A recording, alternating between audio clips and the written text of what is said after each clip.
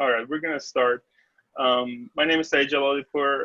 Thank you for coming in to this program by the UCI Jordan Center for Persian Studies and Culture.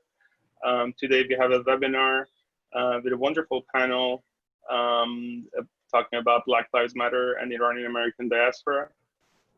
I'm gonna introduce the moderator for this panel, Dr. Annahita Mahdavi. She is an associate professor at Long Beach City College at the Social Science Department. She and a group of her students has founded a grassroots student organization for the formerly incarcerated students in 2015 called the Justice Scholars.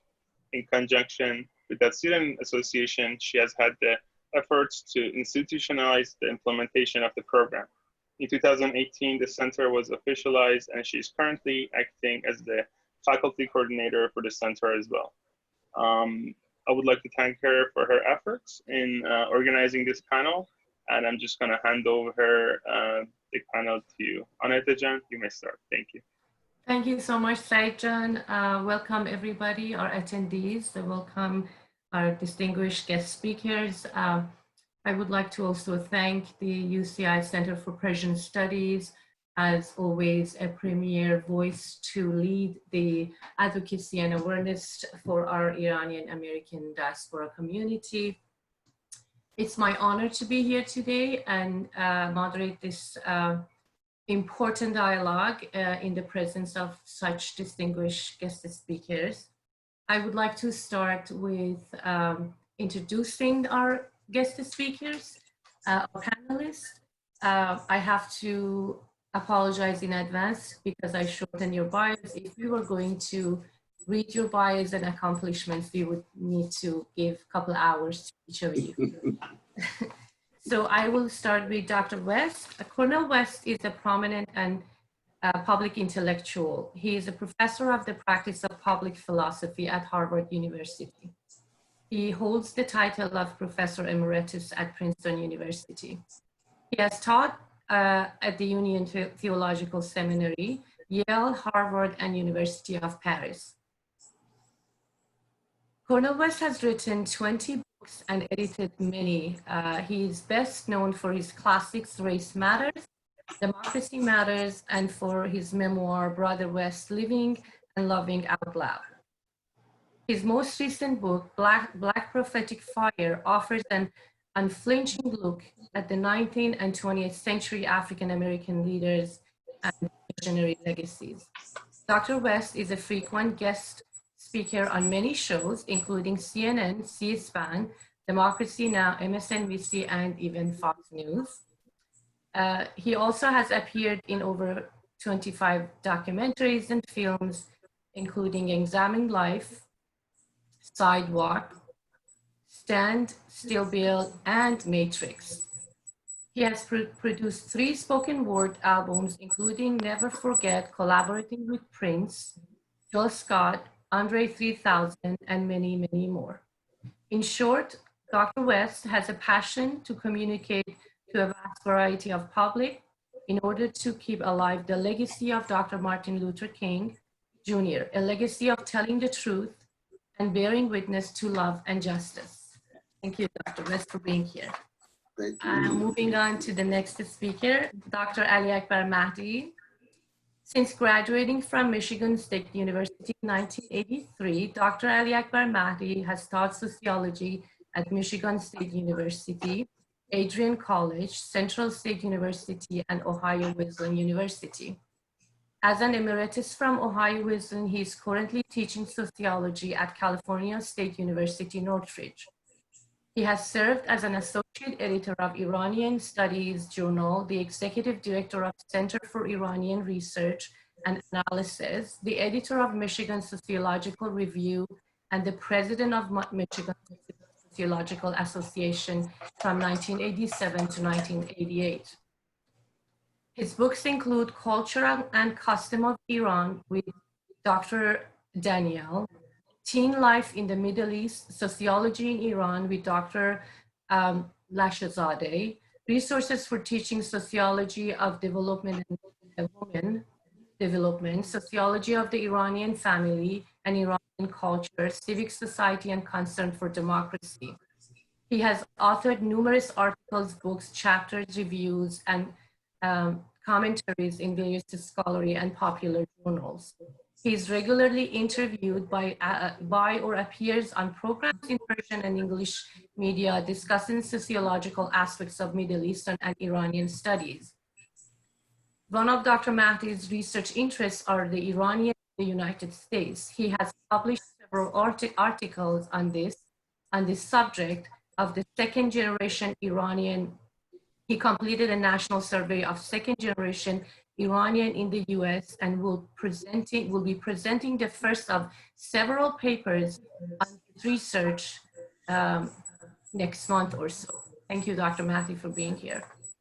And last but not least, Dr. Daryaee, and he's working on his connection and Wi-Fi connection. Touraj Daryaee is the Maseeh Chair in Persian Studies and a director of Dr. Samuel Jordan Center for Persian Studies and Culture at UCI Irvine.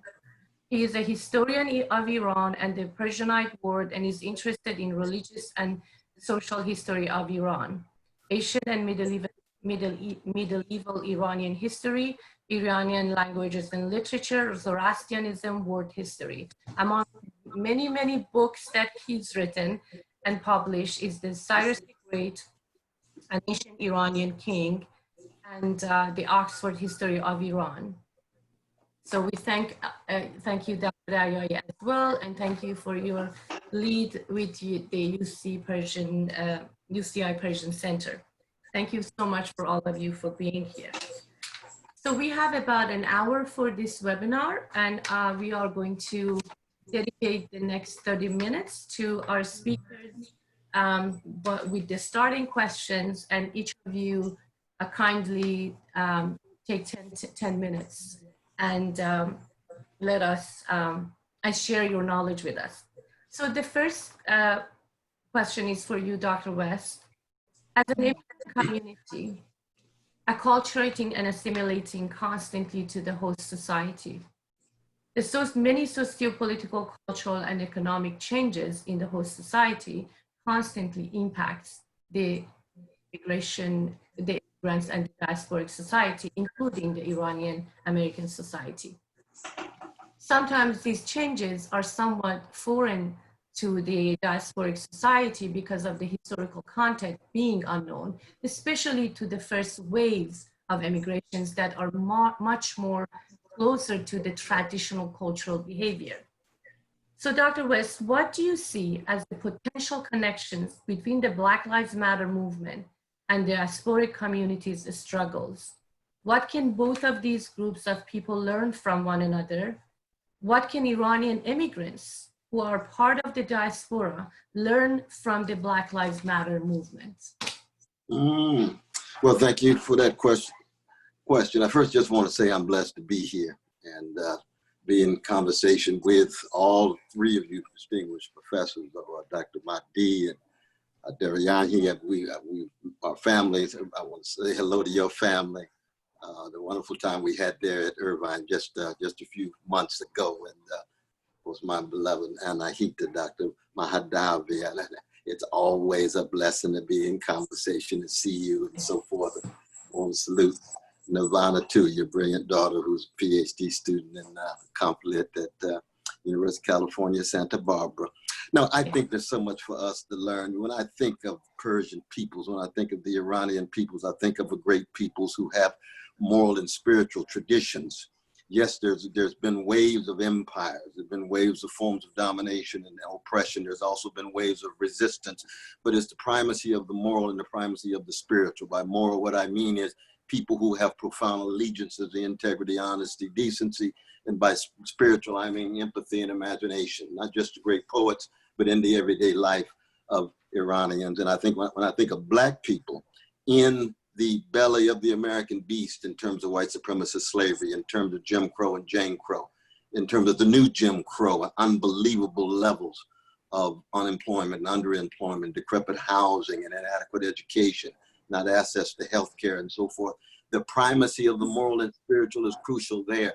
So we come together as a people who have understood the world through the lens of how will we preserve forms of integrity, honesty, decency, truth-telling, and connect it to imagination, to get in the skin of other people, to get inside of other people's shoes and walk a mile in those shoes. And so for me, then the question is, how do we look at the American empire and the precious democratic experiment with precious Iranians coming into that empire as a result of US imperial policies, in part with the connection with the Shah, running out of that structure of domination, and of course the new structure of domination occurring right after in '79. We won't get into that right now. But arriving in the United States and looking around and saying, what deep forms of morality and spirituality have been cultivated in the United States at its highest level? Not because of skin pigmentation, but because of choices of a people to sustain a tradition, hated people who keep dishing out love warriors like Martin King and Frederick Douglass and Ida B. Wells, and the musicians, the Stevie Wonders, the John Coltrane's and others. And how has that tradition been able to reshape America in such a way that, one, there's a citizenship requirement of just being born. So those precious Iranians who are born in the United States have a certain debt to the Black freedom struggle, to the transformation in immigration laws from the white supremacist law of 1924 to the more open door policy in 1965, in part as a result of the Black freedom struggle. Black people have no monopoly on this goodness, this justice, this love, but have played a fundamental role because they have chosen to play a role. So the Black Lives Matter movement is but another moment, another stage in this long 400-year tradition of Black people fighting for freedom and having implications of persons across the board, no matter what color, white, brown, indigenous people, our precious Iranian brothers and sisters. And you are bringing all of that rich morality and spirituality going all the way back to the time of Cyrus the Great himself. And I'm anti-imperialist, so I'm not crazy about any empire, but at least you got who was concerned about the humanity of the subjects. That's very different than Alexander and others. We won't get into that right now. But when you get the fusion of the greatness of and the best of the Persian and Iranian traditions and the best of the American, which is in part the best of the Black tradition, then maybe together, because we're committed to integrity, honesty, decency, truth, and justice, we can march together. Not as allies in a superficial way, but as heirs of great traditions of morality and spirituality, coming together in common ground and bearing witness and serving the least of these, the poor, the fatherless, the motherless, the widows, the children, the elderly, the oppressed, in any corner of the globe. It could be in Tel Aviv, it could be in the West Bank, it could be in Tehran, it could be in Chicago, it can even be in Irvine. Very good. Thank you so much. It's amazing. Whenever you talk about these elements of decency, honesty, and integrity, I think to myself, if we would just get this done, down, we would be great. These three elements, we practice it, we will all be standing by it's so true, so true. Each other at all time. And the fundamentals of Black freedom movements, when you talk about, when you think about it, many benefits that we have in our country, in America, is because as the result of civil rights movements and those different, obviously different uprisings, but the fundamentals of civil rights movements, including 1965 Immigration Act, when radically changed and we were able to come to this country. So thank you so much. Moving on to Dr. Mahdi. Dr. Mahdi, I've had many discussions with people in our community ever since the recent Black Lives Matter movement, because we know that this is not a new movement, but recently, due to the death of Brother George Floyd, or the killing of George Floyd, So in my discussions, interestingly, I've seen some in our community really supportive of the movement, some in our community very indifferent, saying that, well, we are immigrants and have our own struggles. We're not racist. Why do we have to do this? And then obviously, like any other community, we do have a conservative population as well, which are actually not in supportive of the movement. So from the perspective of sociology and being an expert in Iranian society, can you please tell us, how do Iranians perceive the concepts of racism and discrimination? Are we really innocent when it comes to the subject? And knowing that we have a history in maltreatments of minority population, such as the Afghan population and some religious minorities, not to mention the stereotypical jokes and offensive terminologies that we have. So, and of course, how does all of these culturally connects the Iranian diaspora to Black Lives Matter movement? Thank you, Dr. Mahdavi. Thank you, Dr. West, and all the viewer and people who are hearing us. I also thank the UCI Jordan Center for Persian Studies and School of Humanities.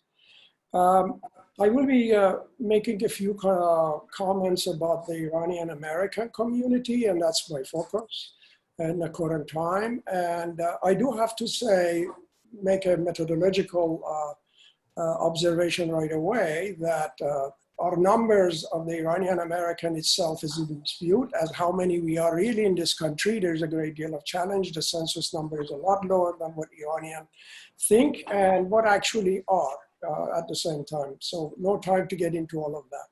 But the second aspect of this methodological observation is that in terms of the study of the Iranian-American as they relate to the concept of racism, the concept of discrimination and prejudice against themselves, we don't have a lot of studies. New studies are emerging. Most of the ones which have come, they are beginning to really ask good questions. Unfortunately, our samples, most of these studies, as I have been in their reviewer or I have been in the meetings, the dissertation or thesis meeting, samples are very small. So that's a challenge. So the challenge is generalization. We have to be very careful, but at the same time, we all know what the issues are in our community. The first thing is that Iranian-American community is a very, very diverse ethnically, diverse linguistically, diverse religiously, diverse more than anything else politically. It's a very divided community, particularly when it gets to the politics. The only thing that really one could say, generalize, that bonds Iranian community together is quote unquote culture and in a specific art. With art, I don't have to put it in quotation, but with culture, I have to put it in quotation. Whose culture, what part of the culture. But the music, the cultural, national cultural events and so on brings us together.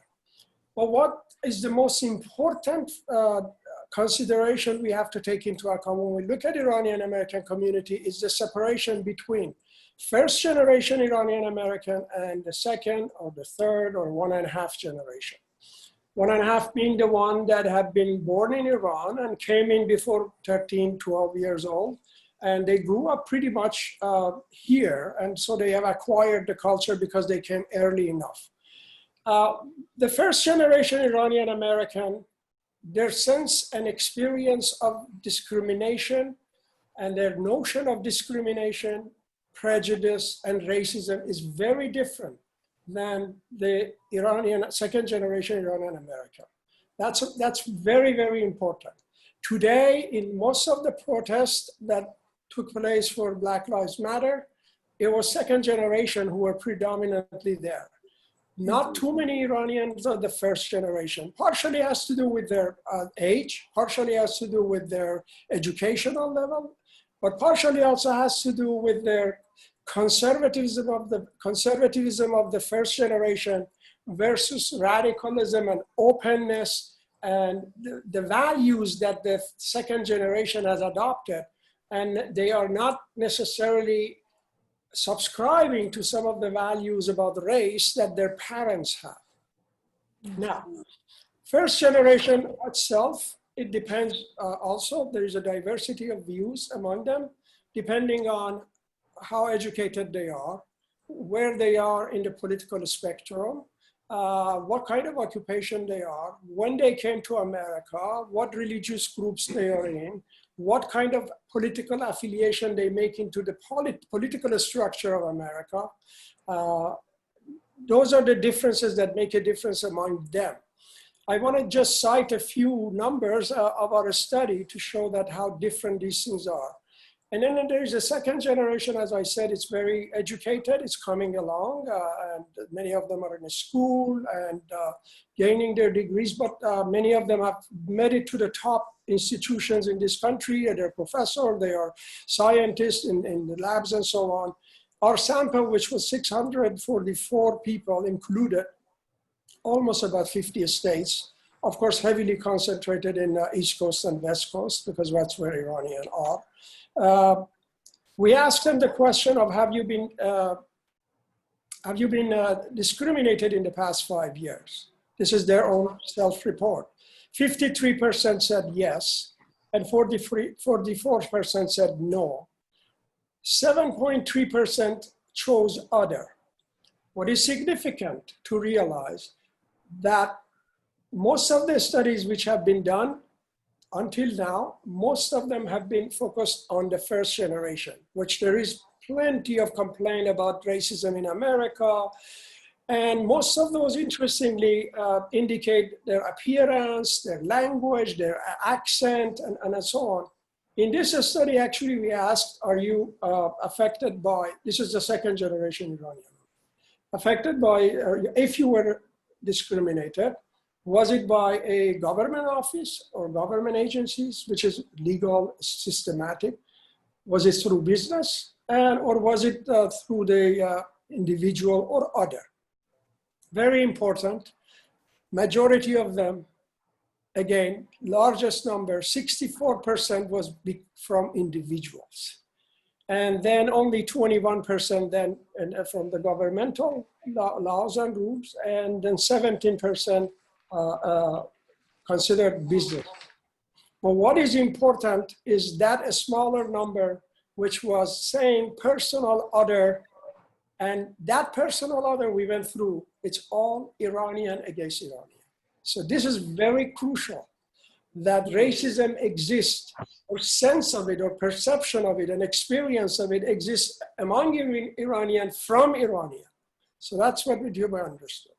Now, coming back to the question of Black Lives Matter, there is one thing about Iranian in general, particularly the first generation, that they share with the African American in this country, is that the experience of violence, the experience of oppression, Iranian had it back home, and that's why they are here. Many of them have ran away from that kind of, whether it's religious imposition, whether it's the nature of the theocracy, most of Iranian being secular. That's another subject of our study, which next 2 weeks from now, I will be presenting the first paper on this research on secularity of Iranian and American Sociological Association.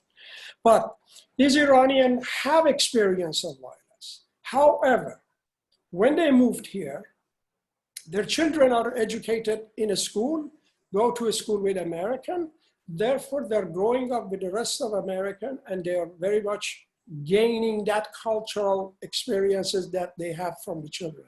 So they are a lot more open, they are a lot less prejudiced against others, and if they are being prejudiced or discriminated against, they handle it very differently and interpret it very differently than their parents. Parents, obviously the first generation, they have come here, they had to struggle to settle themselves, establish themselves, and by all accounts and a lot of studies that indicate we are successful minority here, they don't want to risk it. Therefore, they have sympathy. Most of them are actually culturally social, in terms of social value, they're liberal and that have that attitude that they sympathize with the Black. However, they really don't participate as much in their actual struggle. They have divested themselves from activism in that area because they are afraid whether they're to risk themselves. This has to be studied actually, what is it exactly that scares them to not to take action or being indifferent, at least not culturally, not emotionally, but in terms of action and activism. By many accounts, if you use the literature of the current literature, they are performative allies of the Black community. The best theory in sociology explains the Iranian-American, particularly first generation, also applies to second generation, is intersectionality. The theory that basically says that this discrimination and prejudice comes in the form of layers, and there are people who have more layers of discrimination and experience of discrimination for different reasons, for their gender, for their identity, for their race, for their socioeconomic status, and so on. So first generation Iranian are affected by, definitely as an immigrant, after the Iranian Revolution and the experience of the hostage crisis, and then 9/11, and then just one after another till the Muslim ban, by their religion and by their Iranianness, so Islamophobia, Iranophobia, all of these have piled up on Iranian to the last that was, of course, Muslim ban, which has put them aside. So they are definitely experiencing various forms of discrimination, and they do have this trauma that they themselves have gone through discrimination.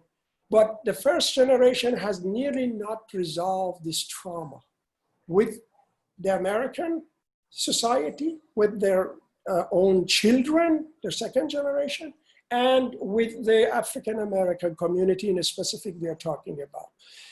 Interestingly enough, what has happened the past few months, the past 2 months and the past few weeks particularly, we are seeing a lot of meetings like this, where second generation Iranian American are beginning to talk and converse with their parents, or talk about ways in which they have to find to connect and enter their parent into the discussion of race in America and their responsibility, as well as what they owe to the African-American community.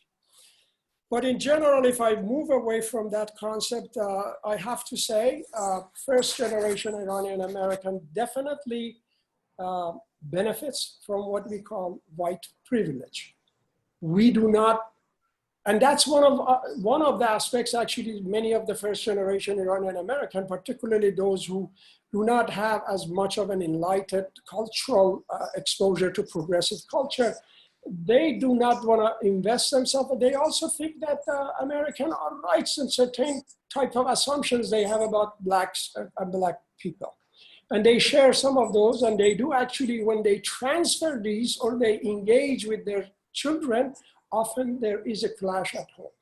And the second generation, in most of these discussions, which I have been following the past few days, they say we have to find a way to talk to our parents because they do have these prejudices, and that they're coming at it, even though they understand this discrimination, they understand police violence, but then they think, oh, well, just they get the images where white people, dominant culture has here.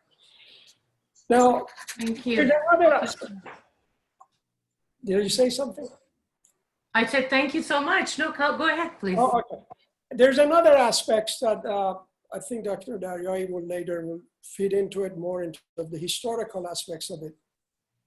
And that is the mythology of exceptionalism. You know, every society, particularly a society which is traumatized and humiliated and put down, invaded, has to find a way to build itself up and give itself self-confidence. And the fact that I do have a roots, I do have a culture, I did have a background, they took it away from me or they're taking it away from me. So Iranians are no exception. As Iran entered at the turn of the 19th century, late 18th century to 19th century, 20th century, I'm sorry, 19th century, 20th century, it came to emerged as a nation state, and it needed to centralize the power. It needed to create a new mythology in order of, or nationalism as it has come from the European, we learned from Europe. So this sense of ethnic nationalism was fed into this concept of we Iranian have a strong past. We have this pre-Islamic, particularly they dug up into, I leave these things, of course, to Dr. Daryaee, who will talk about probably the history. So we are coming from, we are the children of Cyrus. We are the inventors of human rights. We are the children of that great Persia. And now we have suffered, we are suffering, and we should not really lower ourselves with other groups who are struggling to gain themselves and risk what we have worked hard to establish as far as the communities. Thank you so much, Dr. Mahdi. I hate to cut you, but I will come back to you just for the sake of time. But I think what you were talking about, the nationalism of Iranians, and what you were talking about, we would need a 5 hours events to talk about us coming from an empire and so on and so forth. But also something that you said, performative allies. I need to look that up. It's a very interesting terminology. Thank you so much. Your vast knowledge about the community and your research is absolutely appreciated. I'm going to move on to Dr. Daryaee. I'm so glad that your connection is working, first of all. So Dr. Daryaee, one of the fascinating concepts of Iran history that is pretty much is not mentioned and is somewhat lost, and I myself have to confess that I just recently, in recent years, started to read about it, is the role that Iran had in the era of the Arab slave trades or the Indian Ocean slave trades, which as a result, we have this beautiful community of Afro-Iranians in the south of Iran. So I would like to ask you, being the distinguished historian that you are, can you tell us from a historical perspective, how have Iranians throughout the history looked at or perceived the concepts of racism and or colorism? Are those concepts still impacting our society? And how do those concepts influence the way we relate or see the Black Lives Matter today in American society? Sure. Again, hello, Dr. Mahdavi, Dr. Mahdi, and Dr. West. I apologize for my unstable internet, and it may again go. So I apologize, and also to our viewers. But on behalf of the Center for Persian Studies, I want to thank you all. It's a great honor to be with you. Look, I can give you some data, not like Dr. Mahdi, although having a father from Abadan, from the South, an entire sort of half family from the South, where there's an estimate of about 10% Afro-Iranians living there, which is rarely sort of acknowledged. It is something that I've had some personal experience with, having grown up for a couple of years in Abadan.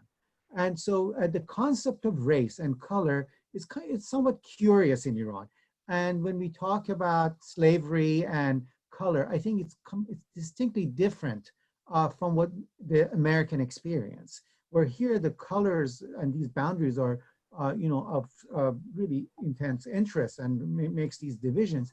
In Iran, what you have in the South, of course, you have this population of Afro-Iranians, which I'll say a bit about how they got there. But what happens is, because it's hot and humid, there's this general perception, even among the Afro-Iranians, that, look, it's hot here, the shades of color is darker here, that's what happens. There's not really that distinction as such. In the South, if you live in the South, color is not a sort of point of prejudice in the South, because you have different sort of shades and color. As you go up to north, that becomes much more distinct. I think the best example is the movie Bashu, I think by Beyzai, where during the war, an Afro-Iranian or someone from the South ends up going to the northern Iran and is sort of shocked by the treatment that he's getting this young child. That, look, I'm Iranian, what's going on there? And then he sort of says this famous word that we are all children of Iran. So in the South, there's a complete, I think, different way of notions of looking at color and race. Furthermore, when we come to slavery and its history in Iran, we should remember it wasn't white versus black. Georgians, Armenians in the north, Indians, and Africans were all part of this sort of slave trade that were actually brought in.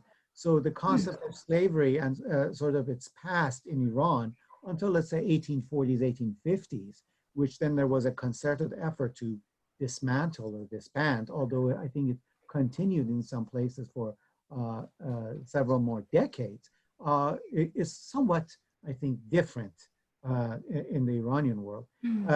We know that in the South, again, because I've had that experience, at least from one side of parents, there was slave trade, certainly all the way to the late 19th century, when from especially Zanzibar, but also Kenya, there were actually on the coast of sort of the Arabian Peninsula, Arab seafarers brought them to southern Iran.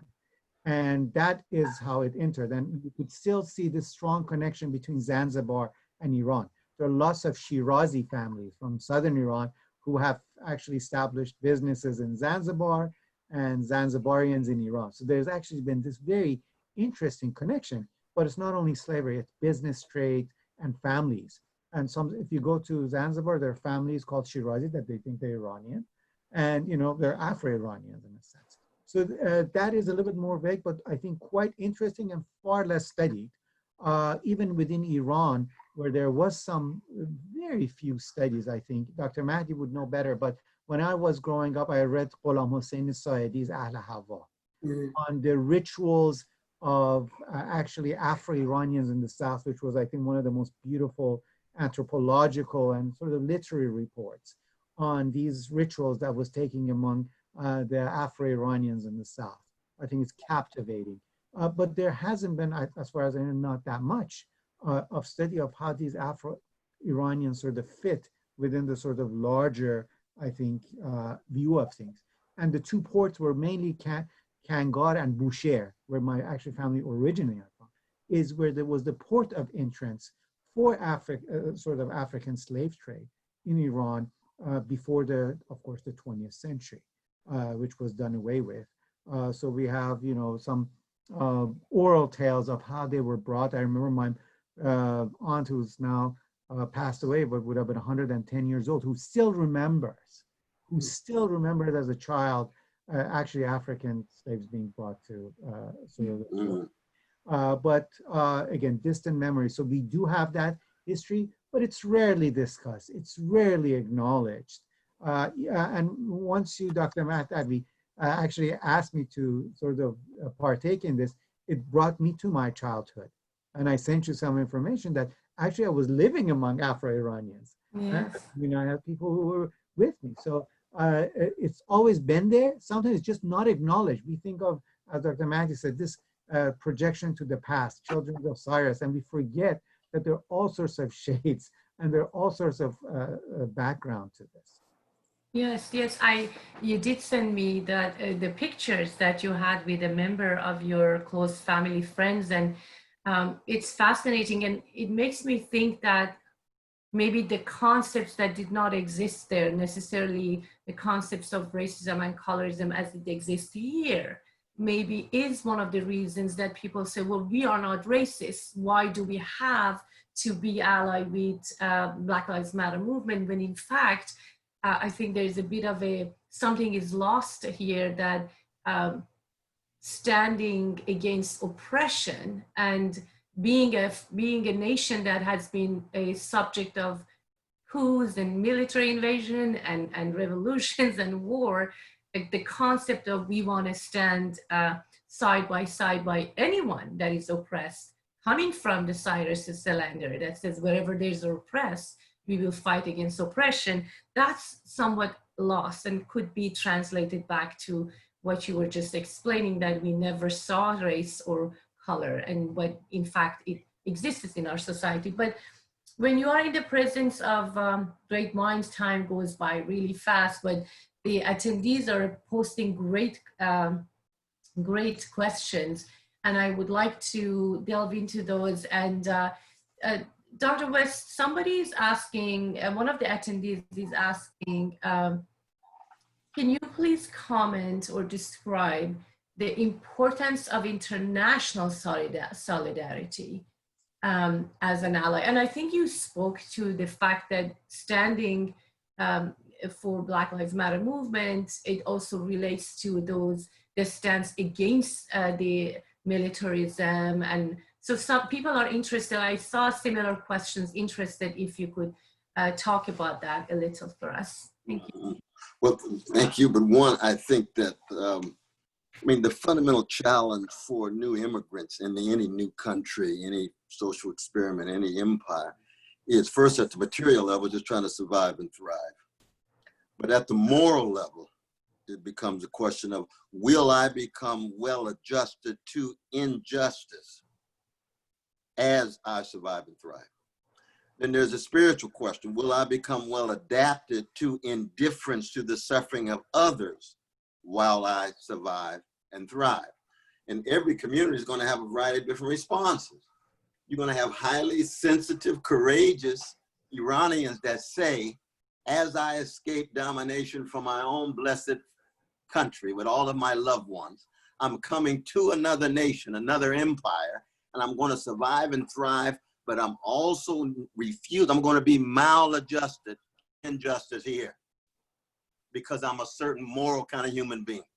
I've been shaped by religious, secular tradition. My family has passed on to me this sense of being a person of integrity, honesty, and decency.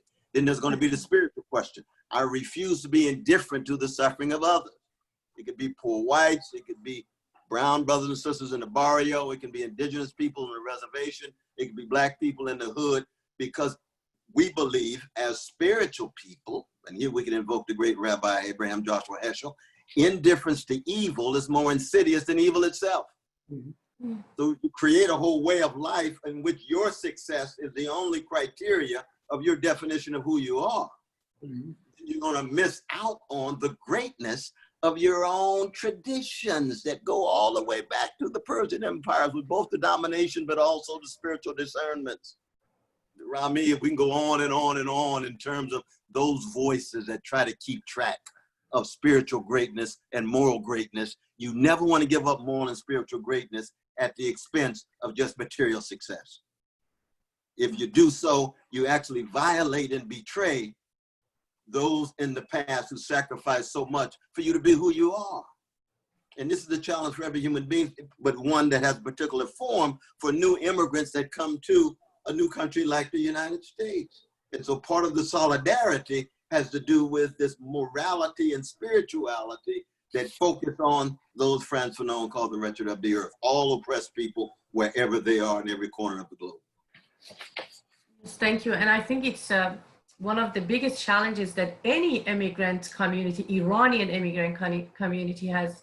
It's us in America as immigrants to not to give in to this superficiality and the culture that, and it's always a challenge to remember a lot of morality and spirituality that our culture has taught us. But you know, the acculturation and assimilations little by little makes you very much one with the society, and there's always a challenge to remember those spiritual and moral foundations. So there's a question, I feel like this is a very fascinating question, and it's for both Dr. West and Dr. Mahdi.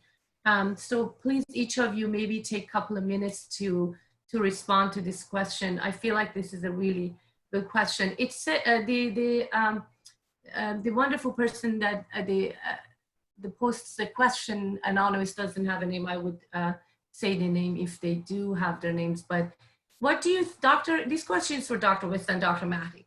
What do you think about the right way, or is it the right way, to approach to these removing of monuments, and also symbolic characters in Iran and in United States, with the current view that may raises that we have against the figures like the statues that we have here, Christopher Columbus or the Confederacy, so military, I'm trying to summarize the question, and the movies and the characters that we have in Iranian culture, such as Haji Firuz, which we know is a very offensive character. Thank you, and yeah, I'm going to stop here. The question is really long, but that's basically the summary of the question. Either of you can. My dear brother, Professor Mahdi. Well, as far as America is concerned, my own personal view is that these statues have to be, more or less, we're living in a relatively democratic society. We have laws that are democratic, we have laws which are not. We have a struggle and so on. My view is that we should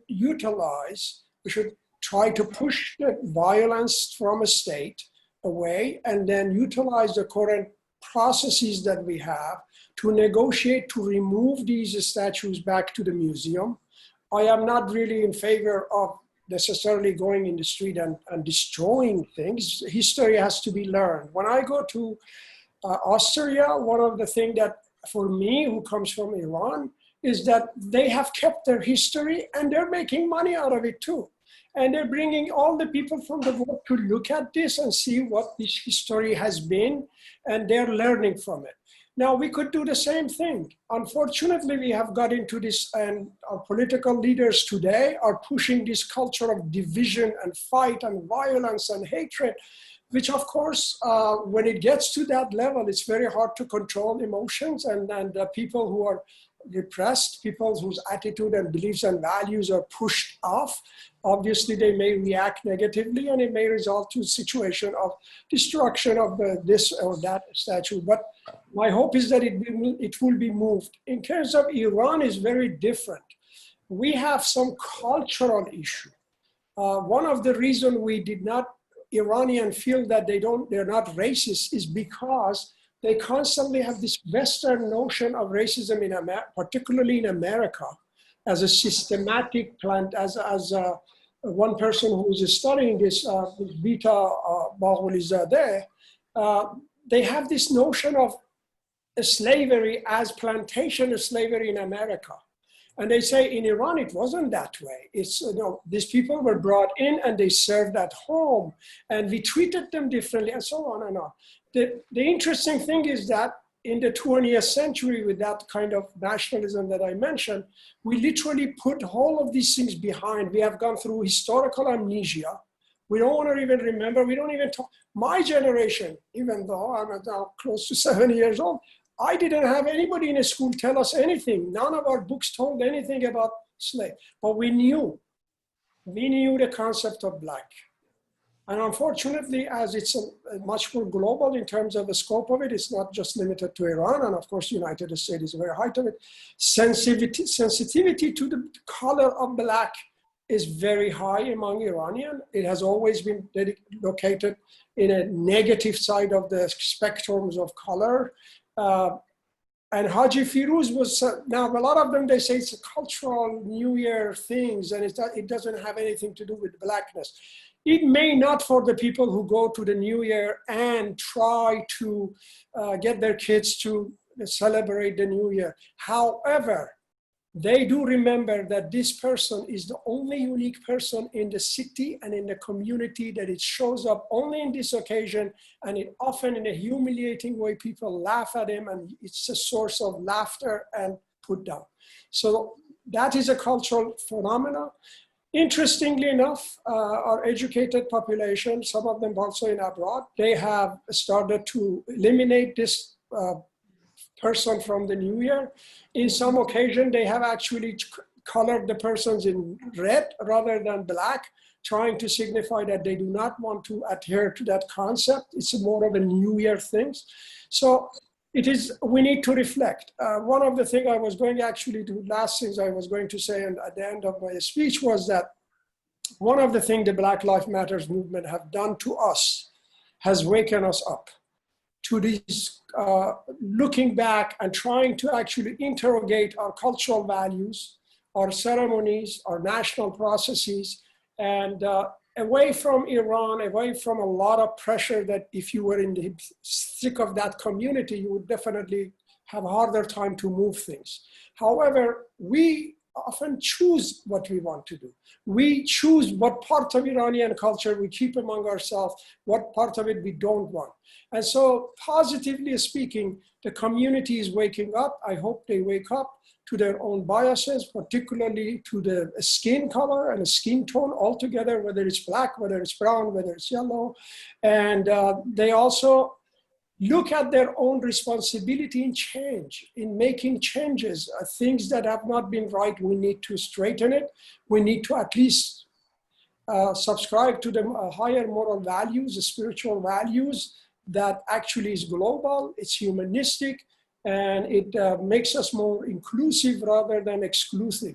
We need to get out of our own margins and go to the center and join the rest of the humanity. And hopefully that will more and more, I really am hopeful with our new generation, second generation. They're much more inquisitive than us. They have less to lose at this point because they grow up with American. No one is gonna question their accent. Fascinatingly, in our study, we asked them, what do you think the sources of discrimination for you is? Which one do you think it would be number one? Number one was not religion. Number one was not nationality. Number one was their name. It's interestingly, majority of them, or more than half of them said, our name is the source of our discrimination. Then after that, it's religion, and then later other aspects. So we need to go beyond these things, hopefully. And that, I hope so, we could succeed. Thank you so much, Dr. Matthew. Dr. Bush, did you want to? Yeah, I think I could just kind of briefly, though, and I appreciate that question. But, T.S. Eliot used to say that we moderns are distracted from distractions by distractions, which is to say we have tremendous problem focusing on what is serious and substantive, and we rather talk about what is symbolic.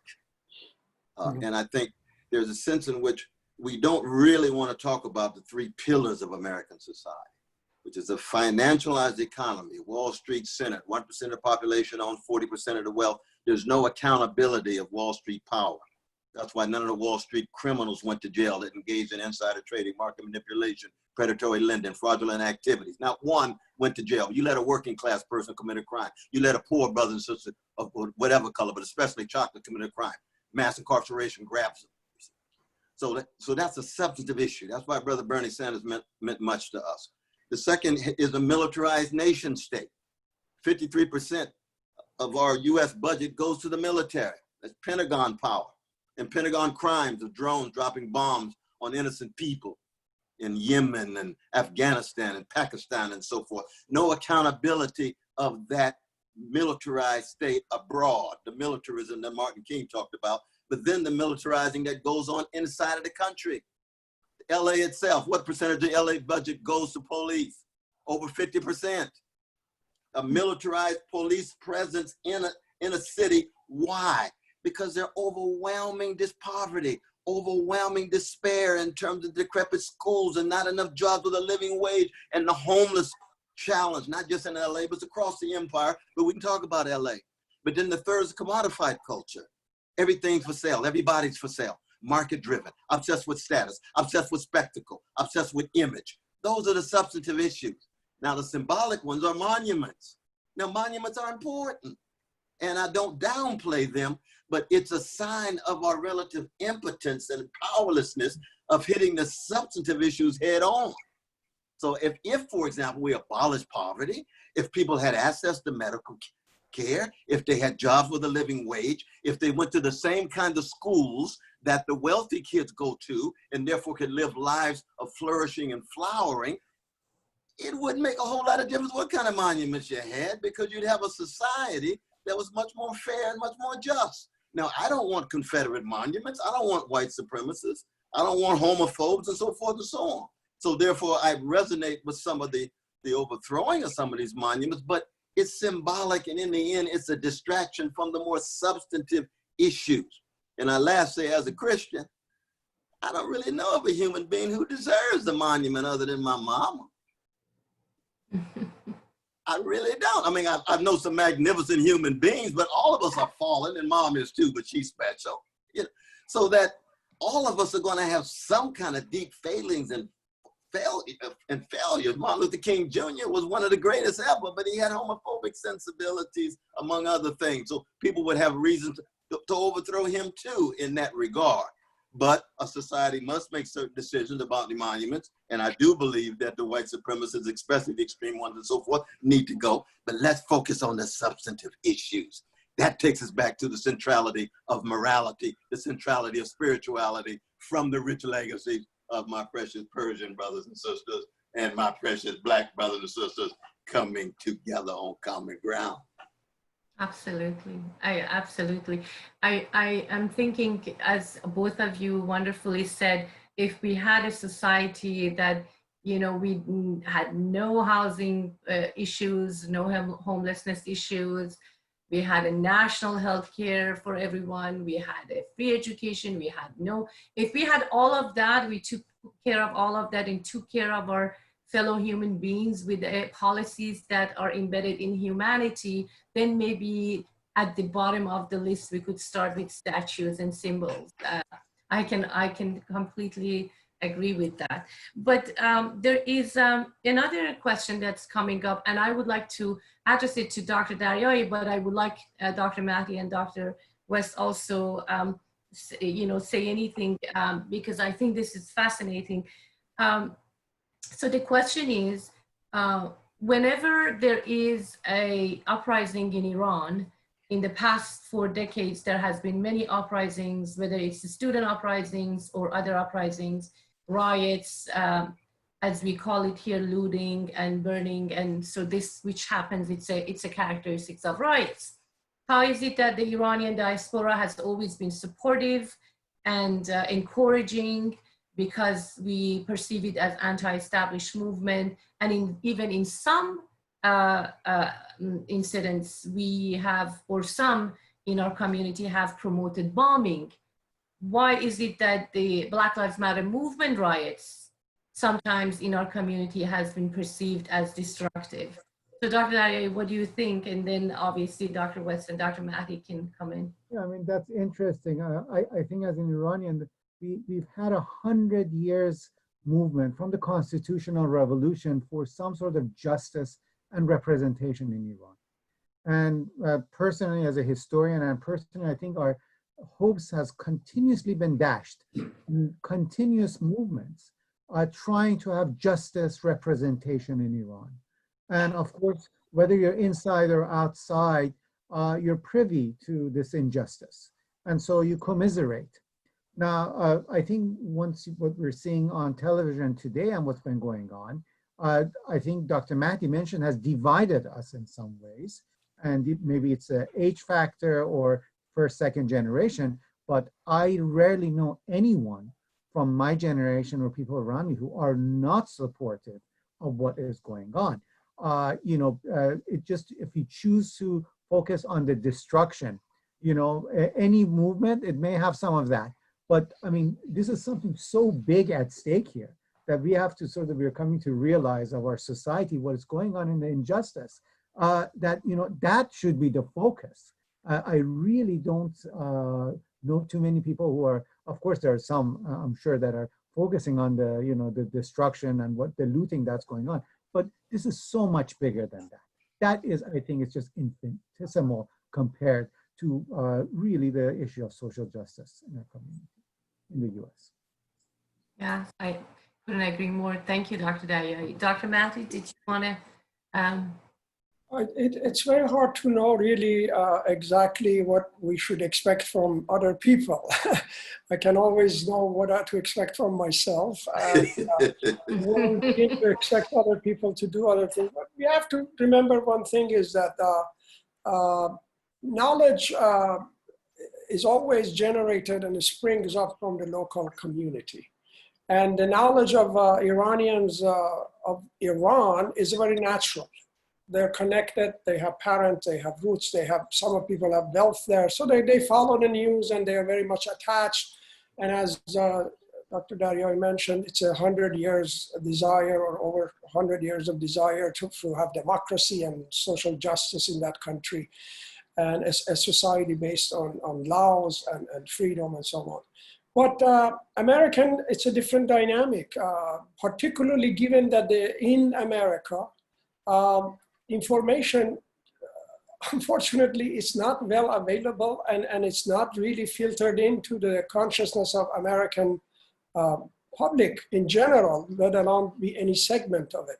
They don't have the view of, I watch here a really French program every night, and I hear about Africa, I hear about other countries. When I watch CNN, it's all about Trump. There's nothing, no discussion of other countries, no other important event, just whatever Trump has said. So that tells us why in America people don't even know. It's only on a certain occasions that Iranians come to the consciousness. When it comes to American consciousness, it is when they bomb an American or an American allies, then it's all over. Now we have to stop this monster. Iran is taking over the Middle East and so on. We forget about the fact that America has so many bases there and so on. But so my point is that the knowledge of American people and Black community here about Iran is provided by American media, which is very little. And unfortunately, it's inadequate, it's biased, it's ideological, and it's often based on political and economic interests, as Dr. West was mentioning. Thank you so much, Dr. Mahdi. Oh, that's so true. Just quickly that, I recall being a graduate student at Princeton, and some of the great exemplars of intellectual integrity and moral courage were Iranian students themselves. Most of them were in engineering. I was in the philosophy department. And we would march together in New York against the Shah. We struggled together. We had reading groups together.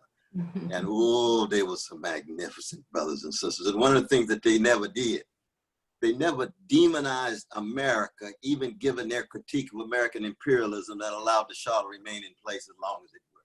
They loved Black music. They loved the artists. They loved the freedom fighters. And similarly so today, that there's a kind of demonizing of Iran as a country. And it seems to me we have to be willing to bring serious critique to bear on unaccountable elites. I don't care where they are, and what religion they are, but not demonize the whole country in such a way that you could see them suffering and be indifferent to their suffering. That's why I'm very concerned about the embargo, for example. So how do you have a critique of repression and domination anywhere, the United States, Iran, or whatever it is, without demonizing the whole country, without demonizing all of the people? Well, I think that's going to be one of the great challenges of the younger generation, who I'm actually quite excited about.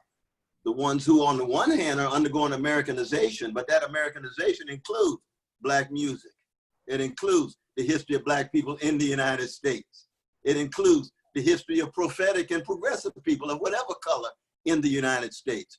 They got some richness to bring from Iran. Don't ever forget about those roots, even if your country is being demonized by the American empire, and even if your country is undergoing massive repression and domination and violation of rights and liberties within Iran itself. How do you walk on that tightrope to preserve your morality, your spirituality, your integrity, your courage, and your empathy and imagination to authorize an alternative world, a better world, and be willing to fight for it? Oh, what a great tradition we Black folk and Persian folk have in coming together in that regard. Yeah, isn't that beautiful if you all come together to make the world a better place with decency, integrity, and honesty, practicing it every day. So I think we have time for one more question. I was just quickly looking at Q&A, and there's lots of beautiful questions, but I think I'm going to post this question, and again for all the panel as the last question. I feel like this is a question that we can all benefit from by the wonderful answers that you all have. this question is for all the panelists. Do you think discrimination in America is a learned process by the person subjected to it? And does it include layers of severity and dimensions that we'll come to understand? So is discrimination really a learned process? Are we going to be living in American society? Are we all going to somewhat discriminate against somebody at some point of time? Do we learn all our internal biases? Does society, is the society and its culture stronger than what we are maybe learning in our households by being good people and decent people? So is it a learned behavior? Is it a learned behavior for all of us? Is it a learned behavior by those who are subjected to it? And what are the layers of it? So any of you that would like to start? Dr. Daryaee, do you want to start? I'm going to let the sociologists and the philosophers really take over. Sure, if you, yeah. Well, the historians have a lot to do with all of that. So we're not going to let you have it that easy. But Dr. Mahdi, go ahead, please. If you want to take a couple of minutes and then after. Well, the very short answer is that it is learned. We are born with no knowledge of anything. And we learn everything from our parents, then later from our peers, and then later from the schools, and then the media, and so on and on and on, and our profession and so on.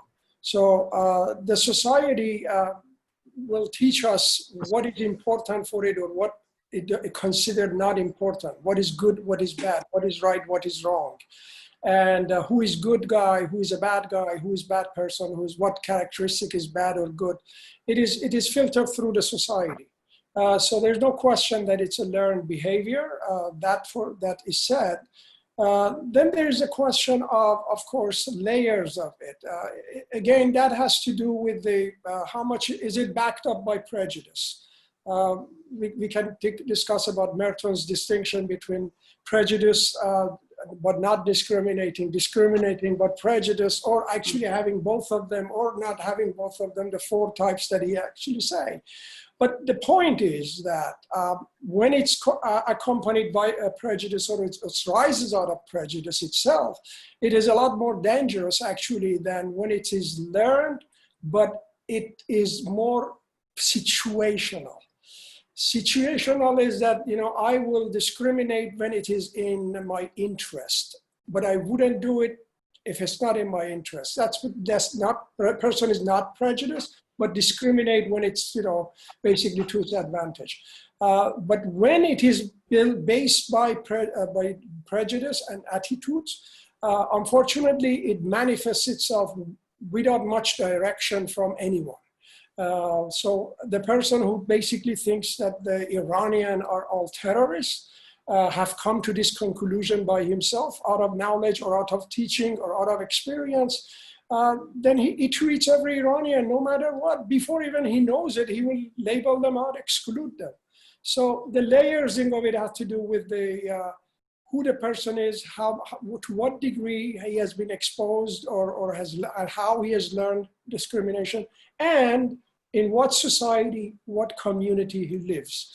Because discrimination and prejudice has degrees. It's not a matter of binary of fully in, fully out. That's not it. And depends on what community he has grown up, whether he's coming from a rural area or urban area, whether it's coming out of a rich community or poor community. Richer people obviously have more economic reasons to discriminate. Poorer people do it actually on cultural ground. We know how working class around the world has a lot of reactionary perspectives because out of their necessities of the situation where they are in and so on. Thank you so much. Absolutely. No, I agree. I think it's certainly learned, but I do think that we have to look at the specificity of the forms of discrimination. See, one of the big differences between Persian and Iranian brothers and sisters and Black brothers and sisters is that the white supremacy in the United States for 400 years has been multi-layered attacks on Black beauty, Black intelligence, and Black moral character. So that the issue of self-hatred and self-love, the issue of self-violation and self-regard is crucial in terms of any Black freedom struggle. Whereas Persians and Iranians, you've never been taught you're less beautiful.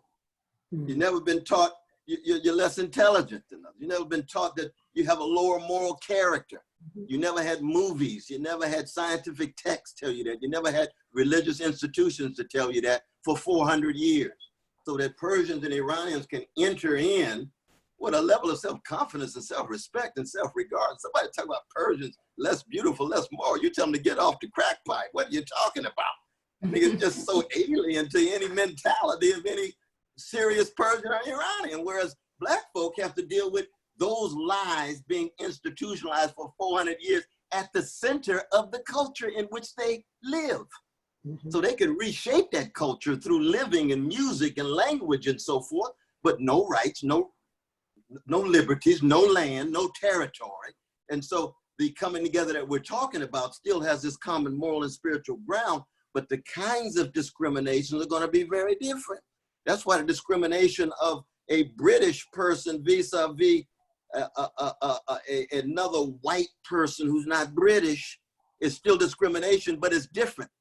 It doesn't have the same level of hatred and contempt and devaluation and dishonoring and believing they have no capacity whatsoever to be as intelligent, as beautiful, and as moral in that way, you see. So we have to fight against discrimination on moral and spiritual grounds, but we have to be very sensitive to the layers and dimensions of the discrimination coming at folk. And I think that, and that's going to be very important in terms of what we're able to learn from each other. You see, there's something about being heirs to a people, a Persian people, who the whole world in the West has paid heed to and deferred to. You go back to Herodotus, go back to Thucydides and so forth, and talk and see, go back to the Hebrew scripture and see the references to Persians. It's not vicious, it's not ugly, it's not downplaying, it's not tied to the sores of soil and so forth and so on. Whereas Black folk, you see, if we cannot get back to African civilizations on the continent, which we cannot for the most part, even though it's very important, we got to tell the truth about that. But as a modern people, we have to deal with these white supremacist bombardments. We're going to then have to learn how to create and recreate ourselves in the name of a morality and spirituality that is conversant with Persians and Iranians and others, but recognize what is going to be different in that regard. And this is just true for any people.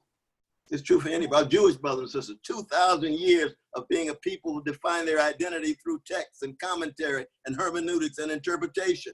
So their levels of literacy are going to be very high hundreds and hundreds and hundreds of years ago. Whereas Black slaves, when we were emancipated, owing to the 200,000 Black folk who joined the Union Army, 4% of our precious brothers and sisters could read because it was against the law for us to learn how to read and write.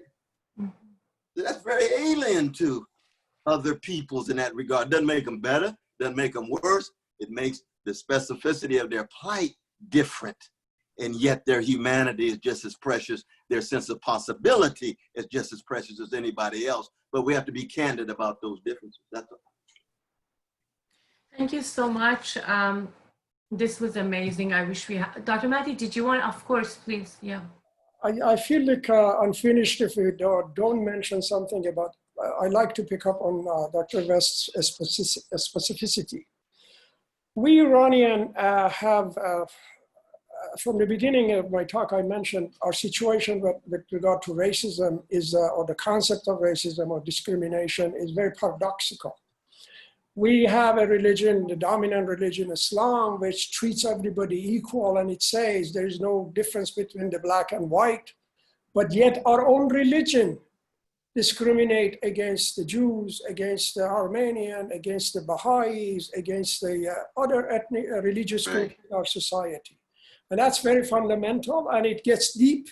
It may not be institutionally as long because our historical situation have changed at different time. At the current time, since in the past 40 years, we have religious discrimination in the deepest level possible in that society.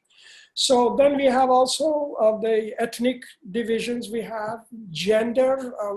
Women have always been regarded lower or regarded, belonging to. Yes. So gender discrimination, ethnic discrimination, religious discrimination in Iran. These are something that not only we have to deal with institutionally given the theocratic structure we are under now, but also among ourselves as a community. After all, most of our religious minorities have left Iran. And that's one of the characteristics of Iranian in the United States, is a good large number of them are actually religious minority who have ran away from oppression. So it needs to be something to look into ourselves as well in terms of specific responsibilities and soul searching that we have to do. Absolutely. And I think that's important. And these dialogues are important because we are working to get those awarenesses. It's not a matter of guilt or shame or blame, rather than gaining the awareness, gaining that conscious awareness and spirituality and morality that you all spoke about, and standing for any human being anywhere in the world that's facing harm and oppression. So I think this dialogue is important because we are working towards getting that knowledge, getting that awareness, and I'm hoping that this is the beginning of many dialogues in our community. And I think as we discussed at the beginning, we see that many dialogues are being triggers. So if there's anything anyone wants to add before I end, Dr. Daryaee, is there anything you want to? No, I mean, I would just say that everything begins in the family. So if we want to be democratic, we want to, not be prejudiced, we have to teach our own children. It begins at home. I think that's the first place. So we shouldn't first always blame the outside. And first we should start at our own home, be it democracy, be it any other. Absolutely, thank you. That's fundamental. And I feel like what I'm getting, what I got from this wonderful discussion, which I wish we had more time, is that the Black Lives Matter movements and the struggles of the African-American community in America is really not separable from the struggles we have as diasporic community and minorities. So I'm hoping that this awareness will help us to be of support for the Black Lives Matter movement, because at the end of the day, the struggles any human being has against an oppression will ultimately affect the other one.